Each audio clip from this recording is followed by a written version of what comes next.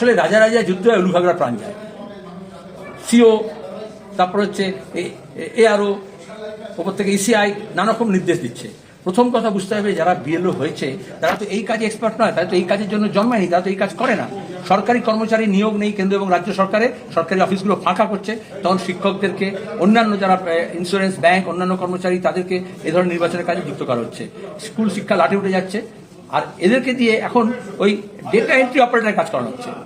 এটা তো আরও অপদার্থতা। কারণ তারা যে কাজটা করবেন, ঠিক আছে, বাড়ি বাড়ি যাবেন, কথা বলবেন, মানুষকে কীভাবে ফর্ম ফিল আপ করতে গাইড করবেন, এবং তারপর আবার ফর্মটাকে জমা নেবেন। কিন্তু এখন মোবাইলে, আচ্ছা সবাইকে এটা সরগরম, তার কি ট্রেনিংটা আছে? তাহলে শিলিগুড়িতে যা হয়েছে, অন্যত্র যা হয়েছে, এই জন্যই 12 জুলাই কমিটি, এই যে যারা সংযুক্তভাবে সমস্ত মঞ্চ তৈরি করেছে এই ধরনের কর্মচারীদের, শিক্ষকদের, তারা আগে গিয়ে এটা বলেছে, গিয়ে ডেপুটেশন দিয়ে সিওকে বলেছে যে বিএলওরা একদিকে মানসিকভাবে চাপে আছে, স্ট্রেনে পড়ছে, স্ট্রেস পড়ছে, তারপরে তৃণমূলীদের মস্তানি আছে, গুন্ডামি আছে, ভয় দেখানো আছে। আমি মোবাইলে পড়ে শুনিয়ে দিয়েছি রেকর্ড, যে কীভাবে ভয় দেখাচ্ছে। আর তারপরে হচ্ছে প্রতিদিন একটা করে নতুন নির্দেশ আসছে। অর্থাৎ মানে ইসিআই প্রস্তুতি না নিয়ে নেমেছে। প্রত্যেক দিন একটা করে সমস্যা আমরা জানাচ্ছি, বিএলওরা জানাচ্ছে, তারপর নতুন করে নির্দেশ আসছে।